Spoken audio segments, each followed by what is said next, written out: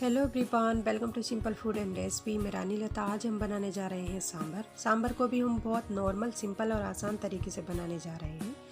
तो सांभर बनाने के लिए हमें चाहिए अरहर दाल, क्योंकि अरहर दाल से ही सांभर बनाई जाती है। तो ये हमारे पास है अरहर दाल, 1 कप से थोड़ा कम। इस दाल को तोहर दाल भी बोलते हैं। तो दाल को पानी में डाल के हमें अच्छे से धोना है 2-3 बार। तो 2-3 बार मसल के हमें इस दाल को धोना है, जिससे कि दाल का पाउडर अच्छे से निकल जाए और दाल हमारी अच्छे से साफ़ हो जाए। दाल साफ़ होने के बाद, यानी कि 2-3 बार धुलने के बाद, हमें दाल को भिगो के रख दिया है और 1 घंटे के लिए।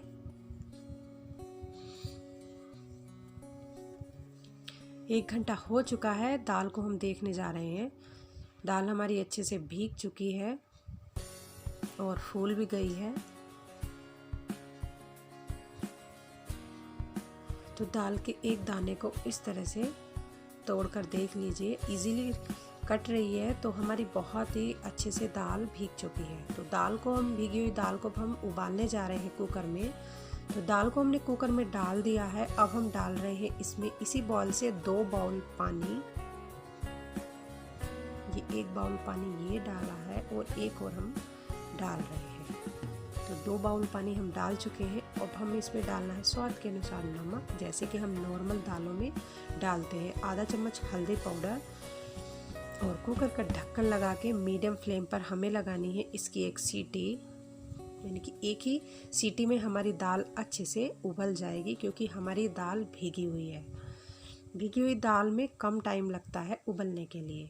तो अब हम सांभर के लिए कर रहे हैं तड़का तैयार। तो मीडियम फ्लेम पर रखी है हमने कढ़ाई को हमने अच्छे से गरम कर लिया था। और अब हम इसमें डाल रहे हैं 3 चम्मच सरसों का तेल। तेल को गरम कर लिया है। अब हम डाल रहे हैं इसमें पीली सरसों के बीज और आधा चम्मच मेथी दाना। इन दोनों चीज़ें डालने के बाद, अब जब ये दोनों चीज़ें भुन जाएंगी, तो हमें डालना है 3 लाल सूखी मिर्च। मिर्च को हमें अच्छे से भूनना है, यानी कि हमें मिर्चियों को डार्क करके भूनना है। और अब हमें डालनी है 2 हरी मिर्च। मिर्च को हमने बीच में से काट के और इनको चीर लिया था। मसाले को हमें अच्छे करके भूनना है, ब्राउनी करके। और अब हम डाल रहे हैं इसमें 1 चम्मच धनिया पाउडर, थोड़ा सा हींग,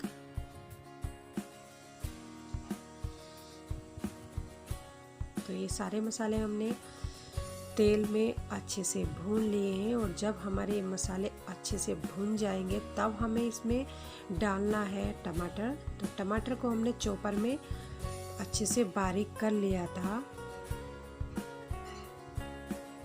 तो ये हमने टमाटर डाल दिया है, चॉप हुआ। टमाटर को हमें मसालों में अच्छे से पकाना है। और जब ये हमारे बारीक चॉप हुए टमाटर पक जाएं, तो इसमें हमें डालना है नमक, 2 चम्मच कश्मीरी लाल मिर्च। मसालों को मिला लेना है।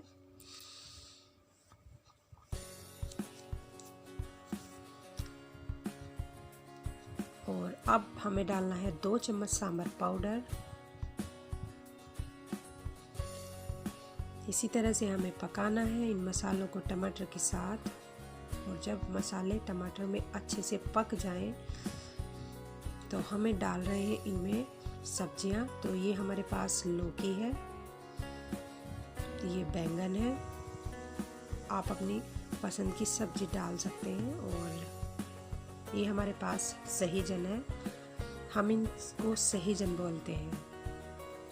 सांभर में ये डालने से सांभर का टेस्ट और ज़्यादा बढ़ जाता है। तो इस तरह से सब्जियों को हमने मसालों में मिला के और भूनना है। और हमें इन सब्जियों को तब तक भूनना है जब तक कि सब्जियों से भूनने की महक, यानी कि खुशबू ना आने लगे।